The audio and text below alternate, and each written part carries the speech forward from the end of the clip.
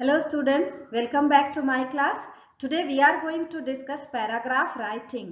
First year के exam में 10 marks का पैराग्राफ राइटिंग पूछा जाता है।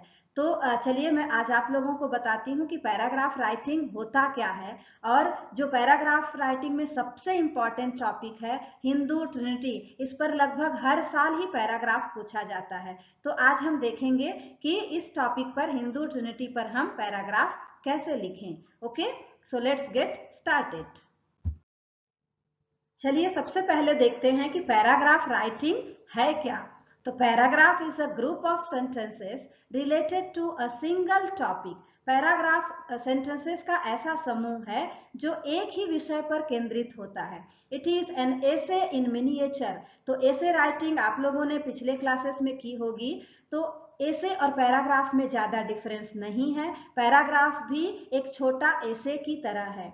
अब चूंकि ये पैराग्राफ है तो इसको आपको एक ही पैराग्राफ में लिखना होगा। एसे में हमारे कई सारे पैराग्राफ्स होते हैं। It explains one idea in detail. तो जिस तरीके से एसे में भी एक पैराग्राफ एक आइडिया को एक्सप्लेन करता है, तो पैराग्राफ राइटिंग एक ही आइडिया को एक्सप्लेन करता है। It has mainly 3 parts. Paragraph के भी 3 पार्ट्स होते हैं, just like an essay. Topic sentence, तो पहला जो सेंटेंस होता है वो टॉपिक को इंट्रोड्यूस करता है। सपोर्टिंग डिटेल्स, बाद के जो पोर्शन है वो टॉपिक के बारे में डिस्क्रिप्शन होते हैं। And at last the concluding sentence, और ये जो कंक्लूडिंग सेंटेंस होता है वो आपके पैराग्राफ के मेन आइडिया को रिप्रेजेंट करता है, समराइज करता है। A paragraph should have unity, coherence and consistency. तो पैराग्राफ में क्या चीजें ज्यादा जरूरी है? It should have unity. Unity means each and every sentence should be connected to the main idea of the paragraph। तो हर एक सेंटेंस उसका जो मेन आइडिया है उसके थीम से उसके ऊपर फोकस करता हुआ होना चाहिए। एंड देन कोहेरेंस, कोहेरेंस मतलब होता है जुड़ाव, अटैचमेंट। तो हर एक सेंटेंस जो है नेक्स्ट सेंटेंस से कनेक्टेड होना चाहिए। ऐसा नहीं कि आपने एक सेंटेंस में कुछ सब्जेक्ट को लिखा, दूसरे में किसी और के बारे में स्टार्ट कर दिया। तो it should have coherence. And then consistency, consistency कहने का मतलब आपके पैराग्राफ का मूड या जो टोन है वो पूरे पैराग्राफ में सेम होगा। डिस्क्रिप्टिव पैराग्राफ है तो डिस्क्रिप्शन, आप अचानक से उसमें आर्ग्यूमेंटेशन में नहीं आ सकते। So this is about paragraph. चलिए मैं आप लोगों को बताती हूँ कि हिंदू ट्रिनिटी पर आप पैराग्राफ कैसे लिख सकते हैं। आपके एग्जाम में पैराग्राफ आपको 200 वर्ड्स में लिखने के लिए बोला जाता है। कई बार ये 150 वर्ड्स का भी पूछा जाता है, but mostly it is of 200 words. 200 words means आपके रजिस्टर के एटलीस्ट 2 पेजेस। जब आप एग्जाम के आंसर शीट में लिखेंगे तो anyhow you have to write 2 pages at least or 3 pages also. It is better if you can write 3 pages. तो चलिए देखते हैं पैराग्राफ हम हिंदू ट्रिनिटी पर किस तरीके से लिखेंगे। चलिए देखते हैं हिंदू ट्रिनिटी है क्या। हिंदू ट्रिनिटी और त्रिमूर्ति, इसको हम हिंदी में त्रिमूर्ति के नाम से जानते हैं। It is a concept in Hinduism which consist of 3 gods, namely Brahma, Vishnu and Shiva और महेश। तो त्रिमूर्ति में ब्रह्मा, विष्णु और महेश का नाम शामिल है। In this Trinity the cosmic function of creation, maintenance and destruction are personified by the forms of Brahma, the creator, Vishnu, the maintainer or preserver, and Shiva, the destroyer। तो इस त्रिमूर्ति में ब्रह्मा, विष्णु और महेश के नाम में कॉस्मिक मतलब यूनिवर्सल, फंक्शन ऑफ क्रिएशन सृष्टि की रचना, maintenance उसका संचालन, एंड डिस्ट्रक्शन उसका विनाश। तो ये जो 3 कार्य हैं इनको पर्सोनिफाई किया गया है, 3 ईश्वर के रूप में दिखाया गया है। ब्रह्मा द क्रिएटर, ब्रह्मा को हम सृष्टि के रचनाकर्ता मानते हैं। विष्णु द मेंटेनर और प्रिजर्वर, तो पालनकर्ता भगवान विष्णु को माना जाता है। एंड शिवा द डिस्ट्रॉयर, और भगवान शिव की पूजा हम विनाशक के रूप में करते हैं।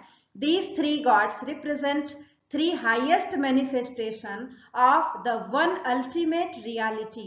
ये जो 3 भगवान हैं वो एक ही अल्टीमेट रियलिटी, जो सर्वोच्च शक्ति है, एक ही ईश्वर के तीन रूप माने जाते हैं। Each God in the Trinity has his wife, और तीनों ही जो ईश्वर हैं उन तीनों की पत्नियां हैं। To Brahma is Saraswati, the goddess of knowledge.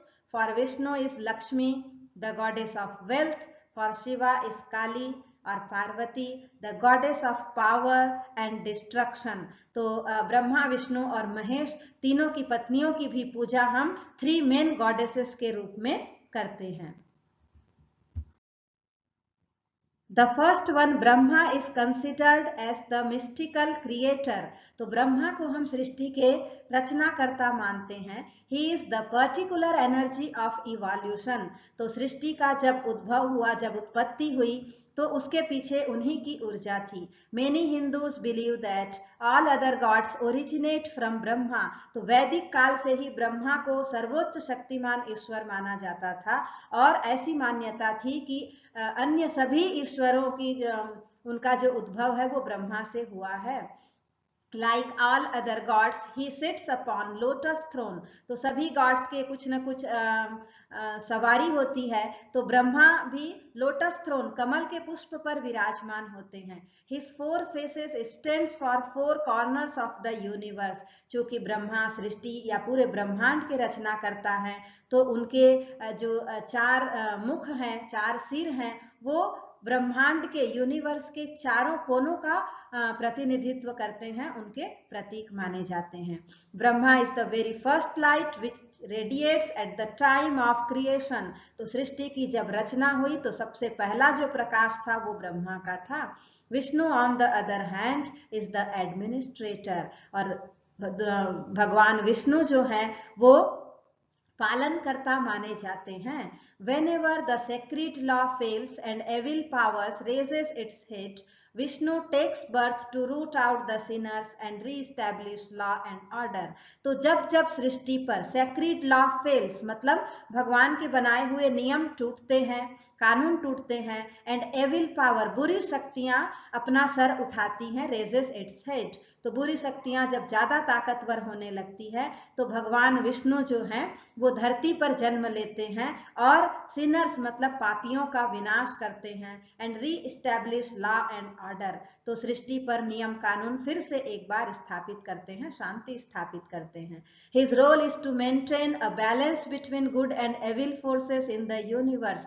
तो इस ब्रह्मांड में अच्छी और बुरी शक्तियों के बीच में संतुलन, बैलेंस बनाने वाले भगवान विष्णु ही हैं। For this he returns to the earth in different forms, both animal and human.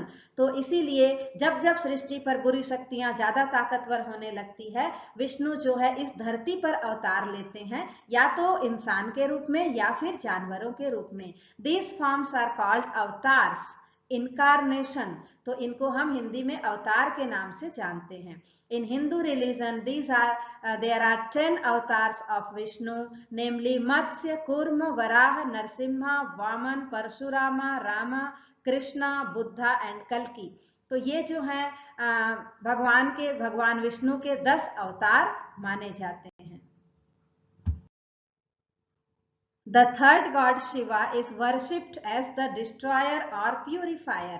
तो तीसरे जो ईश्वर हैं त्रिमूर्ति के, भगवान शिव जो हैं वो डिस्ट्रॉयर, सृष्टि के विनाशकर्ता, या प्यूरिफायर, पवित्र करने वाले के रूप में जाने जाते हैं। Like Vishnu, Shiva also appears in many forms. Vishnu की तरह ही भगवान शिव के भी कई अवतार माने जाते हैं। However the most widely known is that of Shiva Nataraj. तो भगवान शिव का जो नटराज रूप है वो सबसे ज्यादा प्रसिद्ध है। द लॉर्ड ऑफ डांस, तो नटराज शिव को नृत्य के मुख्य देवता माने जाते हैं। Shiva dances in the hello of fire. तो भगवान शिव जो हैं वो हेलो मतलब आभा, आग के आभा में वो डांस करते हैं। He dances he destroys the demons of ignorance. और जैसे जैसे भगवान शिव की जो नृत्य है वो शुरू होती है, तो डेमन्स मतलब राक्षस, इग्नोरेंस मतलब अज्ञानता, तो अज्ञानता रूपी राक्षस का अंत होता है। Around his arms and neck He wears deadly snakes. और भगवान शिव के गले पर बहुत ही खतरनाक सर्प की माला होती है. The snake symbolizes his power over evil forces. जो भगवान शिव के बुरी शक्तियों के ऊपर कंट्रोल, उनका कंट्रोल होने के प्रतीक है कि बुरी शक्तियों के ऊपर किस तरीके से उनका नियंत्रण है. He is worshipped as Bholenath, Mahadev etcetera. तो भगवान शिव की पूजा हम भोलेनाथ या महादेव के नाम से भी करते हैं.